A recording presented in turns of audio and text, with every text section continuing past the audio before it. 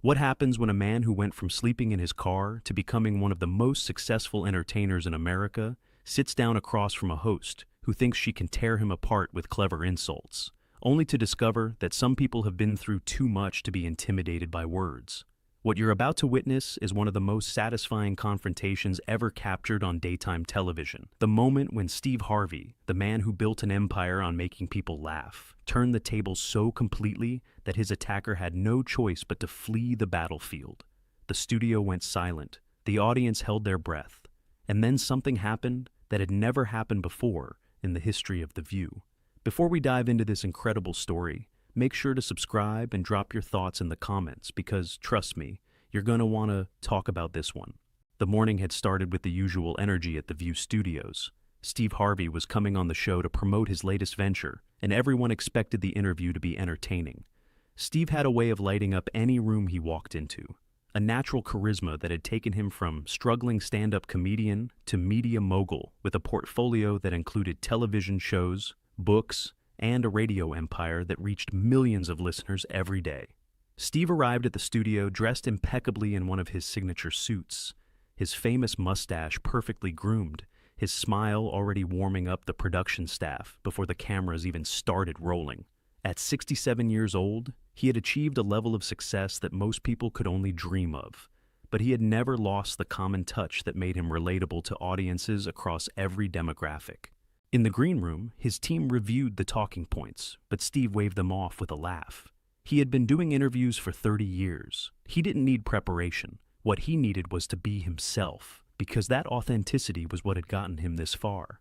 What nobody anticipated was that Joy Behar had arrived at the studio that morning, determined to knock him off his pedestal. Behind the scenes, sources would later reveal that Joy had been making dismissive comments about Steve for weeks. She found his self-help advice simplistic, she said, his relationship books condescending, his whole folksy, down-home persona felt calculated to her, a carefully constructed image designed to appeal to people she considered unsophisticated. Today she had decided she was going to expose what she saw as the real Steve Harvey beneath the polished surface. The studio lights were bright as Steve took his seat at the famous table. He greeted each host with genuine warmth, his booming voice filling the space with infectious energy. The audience gave him an enthusiastic welcome, many of them regular viewers of Family Feud, who had come specifically to see him in person. Whoopi Goldberg opened the segment with obvious affection. Our next guest is a man who does it all: television host, comedian, author, radio personality, and, according to my sources, the owner of more suits than any man should legally possess. Please welcome Steve Harvey.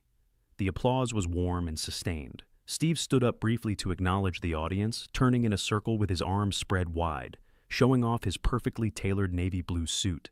What can I say? A man's gotta look good. That's the first rule of success right there. The audience laughed appreciatively. This was the Steve Harvey they had come to see, confident and charming and endlessly entertaining. Sarah Haynes asked about his latest project, and Steve launched into an engaging description that had the audience hanging on every word. "You know what I've learned after all these years?" Steve said, leaning back with the ease of someone completely comfortable in his own skin. "Success isn't about being the smartest person in the room. It's about being the hardest working. It's about getting up every time life knocks you down. And let me tell you, life knocked me down plenty before I figured that out." The audience nodded along, connecting with his message. For a few minutes, everything felt exactly as it should. Then Joy Behar leaned forward with that familiar predatory glint in her eyes, and the energy in the room shifted noticeably. "So, Steve," Joy began, her voice carrying an edge that made the other hosts exchange nervous glances. "You talk a lot about success and hard work, but let's be honest here. A lot of your success has come from telling people, especially women, how to live their lives. Your book, Act Like a Lady, Think Like a Man, was basically a manual for how women should behave to catch a man. Don't you think that's a little condescending? A man telling women what they're doing wrong?" The question was clearly designed to put Steve on the defensive. Several audience members shifted uncomfortably. But Steve's expression didn't change. If anything, his smile got a little wider. "Well, Joy, that book sold over 3 million copies," Steve replied, his voice carrying the easy confidence of someone who had heard this criticism before. "So, Apparently, a few women found it helpful. But I understand your concern. It must be frustrating to see someone give advice that actually works when you've been giving advice on this show for years, and the divorce rate hasn't budged. The counterpunch landed with precision. The audience let out a collective gasp that quickly turned into laughter. Joy's expression flickered with surprise, but she recovered quickly. That's cute, Steve. But let's talk about your own track record with relationships. You've been married 3 times. 3 times. Don't you think there's something a little hypocritical about a man who couldn't make 2 marriages work writing books about how to have successful relationships? Steve nodded slowly, completely unfazed by the attack. You're absolutely right, Joy. I've been married 3 times. You know why? Because I kept trying until I got it right. That's what winners do. They don't give up after one failure. They learn from their mistakes and try again. My 3rd marriage has been going strong for almost 20 years now. How long have your marriages lasted? The question hung in the air like a challenge. Joy's face flushed slightly. We're not talking about me. We're talking about you. Oh, I see, Steve said, leaning forward with a knowing smile. So, you can dig into my personal life, but yours is off limits. That's an interesting standard for journalism, Joy. Do they teach that in the handbook, or is that something you came up with yourself? The audience laughed again, louder this time. They were beginning to sense that this wasn't going to go the way Joy had planned. Sunny Hostin was trying to hide a smile behind her hand. Even Whoopi looked like she was enjoying watching Joy get a taste of her own medicine. Joy tried to regain control of the conversation. Look, I'm just pointing out that you've built a career on giving advice about things you're not exactly an expert in. Relationship advice from someone who failed at marriage twice. Life advice from someone who admits he barely finished high school. Don't you think people deserve better credentials from their gurus? Steve's expression didn't waver, but something in his eyes sharpened. Barely finished high school? Joy? I grew up in Cleveland in a working-class family. I didn't have the luxury of going to fancy schools. But let me tell you what I did have. I had hunger. I had determination. I had the willingness to fail over and over again until I succeeded. He paused, his voice dropping to something more serious. You want to talk about credentials? My credentials are sleeping in my car for 3 years, while I tried to make it as a comedian. My credentials are performing in clubs where people threw things at me because I wasn't funny yet. My credentials are being so broke that I had to choose between eating and putting gas in my car. Those are my credentials, Joy. The School of Hard Knocks. And that degree is worth more than any piece of paper hanging on a wall. The audience erupted in applause. Steve had turned her attack into a triumph, using his humble beginnings as proof of his authenticity rather than something to be ashamed of. Joy's face had gone red, but she wasn't ready to give up. That's a lovely story, Steve. Very inspirational. But let's talk about something more recent. The Miss Universe incident. You announced the wrong winner on live television in front of millions of people. You humiliated that poor woman, and then you somehow turned your massive failure into more fame. Don't you think there's something wrong with a culture that rewards incompetence? The mention of Miss Universe made several people in the audience wince. It was the moment that should have ended careers, the kind of public failure that most people never recovered from. But Steve just smiled, a wide, genuine smile that seemed to fill the entire studio. Joy, I'm so glad you brought that up. That was the worst moment of my professional life. I made a mistake that was seen by hundreds of millions of people around the world. And you know what I did? I apologized. I took responsibility. I didn't make excuses or blame anyone else. I stood there on that stage and I owned my failure completely. He leaned forward, his eyes locked on Joy's face. Now, let me ask you something. When was the last time you apologized for anything on this show? When was the last time you said something wrong, hurt someone's feelings, made a mistake, and actually took responsibility for it? Because I watch this show sometimes, and I see a lot of opinions being thrown around. But I don't see a lot of accountability when those opinions turn out to be wrong. The question hit its mark with devastating precision. Joy's mouth opened and closed without any sound coming out. The audience was completely silent, sensing that something significant was happening. The difference between you and me, Joy, Steve continued, his voice calm but carrying an edge that cut through the studio, is that I know I'm imperfect, I know I make mistakes, and I'm not afraid to admit it. But you sit at this table every day acting like your opinions are facts, like your perspective is the only valid one, like anyone who disagrees with you is somehow less intelligent or less worthy of respect. He shook his head slowly. That's not journalism. That's not even good conversation. That's just ego dressed up as expertise. And the really sad part is, you've been doing it so long that you probably don't even realize you're doing it anymore. The observation was so accurate that Joy seemed physically affected by it. Her usual confident posture had deflated slightly, and her voice was strained when she finally responded. I think you're being oversensitive to legitimate criticism, Joy managed, but the words lacked their usual conviction. Steve laughed, a genuine, warm laugh that seemed to diffuse some of the tension, while simultaneously highlighting how ridiculous her response was. Oversensitive? Joy, I just told you I slept in my car for 3 years. I've been heckled by drunks in comedy clubs. I've been rejected by every network in television before I finally got a chance. I've been called every name you can imagine by people who didn't think a black man from Cleveland had any business being successful. You think a few questions from you are gonna make me oversensitive? He spread his hands wide, still smiling.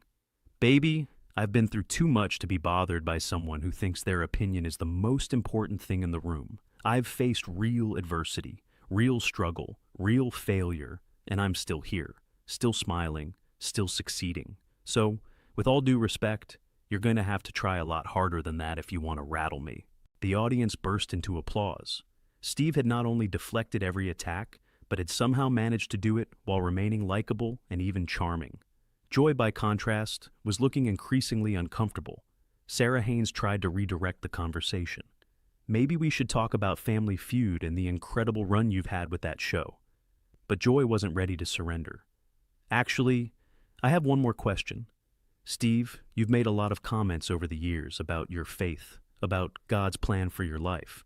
But you've also said some things that many people found offensive. You said that atheists don't have a moral barometer. You've made comments about other religions that weren't exactly tolerant. How do you reconcile being a man of faith with being a man who says intolerant things? The question was clearly designed to be a knockout blow, bringing up controversial statements that had gotten Steve in trouble before. But Steve didn't flinch. Joy, I'm a Christian. I believe what I believe. And yes, I've said things in the past that I've had to clarify or apologize for because I'm human and I'm still learning and growing. But here's what I find interesting. You're questioning my tolerance while sitting at a table where you've made intolerant comments about people of faith for years. He tilted his head slightly, his expression one of genuine curiosity. You've mocked Christians. You've dismissed religious people as backwards or ignorant. You've made fun of beliefs that millions of Americans hold sacred. So, before you come at me about intolerance, maybe you should look at the glass house you're sitting in. Because from where I'm standing, it looks pretty fragile. Joy's face had gone from red to almost purple. That's not the same thing at all. I question beliefs. I don't attack people. Don't you, though? Steve's voice was gentle, but his words were sharp. Because it sure feels like an attack when you question someone's credentials, their marriages, their education, their faith, all in the span of 10 minutes. It feels like an attack when you bring up the worst moment of someone's career, specifically to humiliate them. It feels like an attack when you suggest that someone doesn't deserve their success because they didn't take the path you think they should have taken. He paused, letting his words sink in. I came on this show to have a conversation, to promote something I'm proud of, to maybe make people laugh and think. But you had a different agenda. You wanted to tear me down. You wanted to prove that you're smarter than me, better than me, more sophisticated than me. And the really funny part is, in trying to prove all that, you've actually proven the opposite. The studio was absolutely silent. Joy looked like she had been slapped. What's that supposed to mean? She demanded, but her voice was shaking. Steve's smile was kind, almost sympathetic, which somehow made his words land even harder. It means that truly confident people don't need to tear others down to feel good about themselves. It means that truly intelligent people can disagree without being disagreeable. It means that truly sophisticated people know how to treat guests with basic respect, even when they don't share their views. He leaned back in his chair, completely relaxed. You've spent this entire interview trying to make me look bad, but all you've really done is show everyone watching what kind of person you are when you think you have the upper hand. And I've got to tell you, Joy, it's not a good look. It's not a good look at all. The audience began to applaud again, and this time it didn't stop. People were standing up, some were cheering. Joy looked around the studio with an expression of barely concealed panic, realizing that she had completely lost control of the situation. "This is ridiculous," Joy said, her voice rising. "I asked legitimate questions and you've turned this into some kind of personal attack on me." Steve shook his head slowly, still smiling, that infuriating, serene smile. "No, Joy. You turned this into a personal attack when you questioned my marriages, my education, my faith, and my right to give advice. I just responded in kind. The difference is, I did it with facts and humor instead of sneering condescension. That's the difference between someone who grew up having to win people over and someone who grew up thinking their opinion was all that mattered." Joy stood up abruptly, her chair scraping loudly against the floor. "I don't have to sit here and be insulted by a game show host," she snapped, her voice trembling with anger and humiliation. "Actually, Joy, that's exactly what you do for a living," Steve replied calmly. "You sit there and insult people every single day. The only difference is, today someone insulted you back, and apparently you can dish it out, but you can't take it." The audience erupted.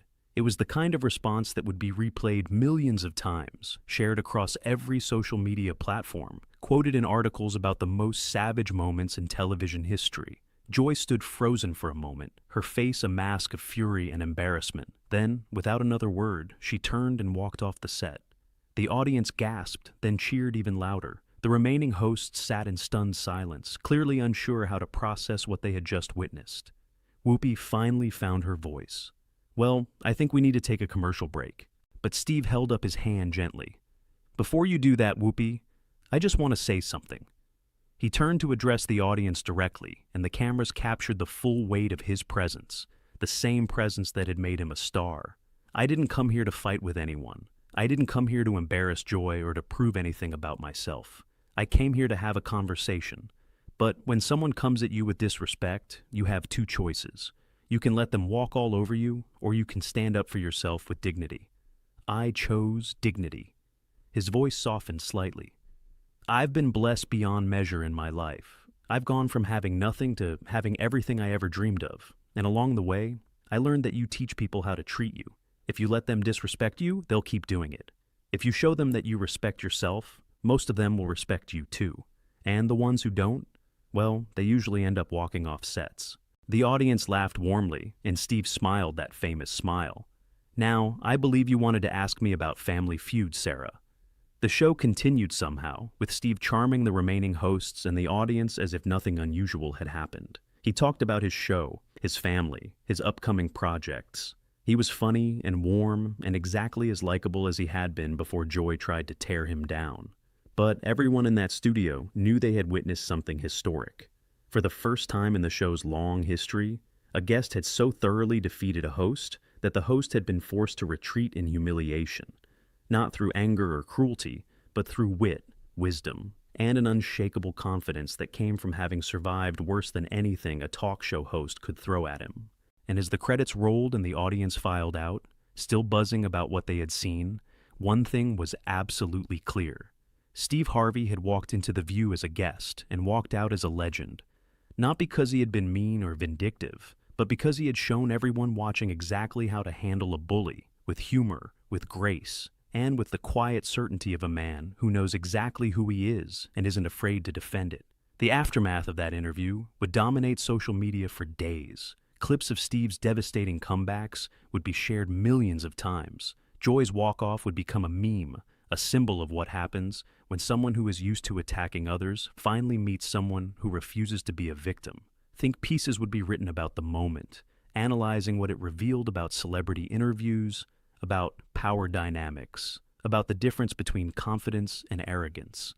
But perhaps the most significant outcome was the conversation it started about how we treat each other in public discourse.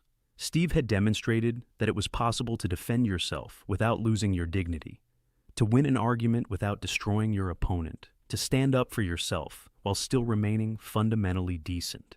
In a media landscape that often rewarded cruelty and outrage, he had shown that kindness and wit could be even more powerful weapons. What do you think about this incredible confrontation? Did Steve Harvey handle Joy Behar perfectly, or did he go too far? Drop your thoughts in the comments below, and make sure to subscribe for more stories that will absolutely leave you speechless.